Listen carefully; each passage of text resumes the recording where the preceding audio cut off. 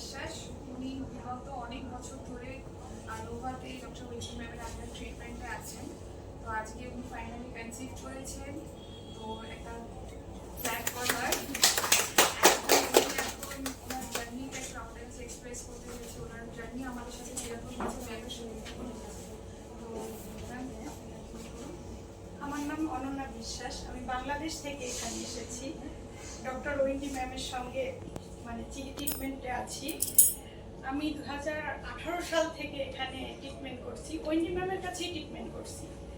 প্রথমবার হলো না, হয়েছিল কিন্তু আমার বেবিটা থাকেনি। তারপর সেকেন্ডবার চেষ্টা, থার্ডবার চেষ্টা, চতুর্থবারও আমার হয়নি।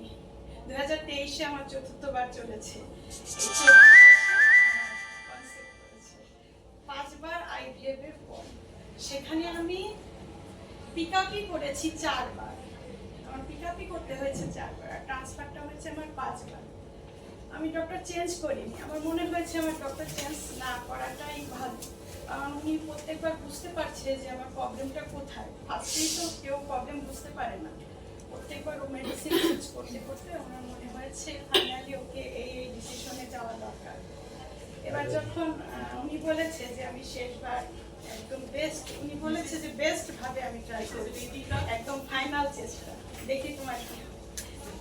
উনি হার মানেনি, সঙ্গে আমারও মনের জোর ওনার প্রতিও বেড়ে গেছে। আর এখানকার সবাই আমাকে অনেক সাপোর্ট দিয়েছে। এটা অনেক কষ্ট, আইভিএফ এর ইনজেকশনগুলো নিয়ে অনেক কষ্ট, তবুও সবাই অনেক সাপোর্ট দিয়েছে। এখানকার যারা স্টাফ ছিল, সিস্টাররা অনেক করেছে। ওটি থেকে হেল্প করে, আমি অনেক ভয় পেতাম।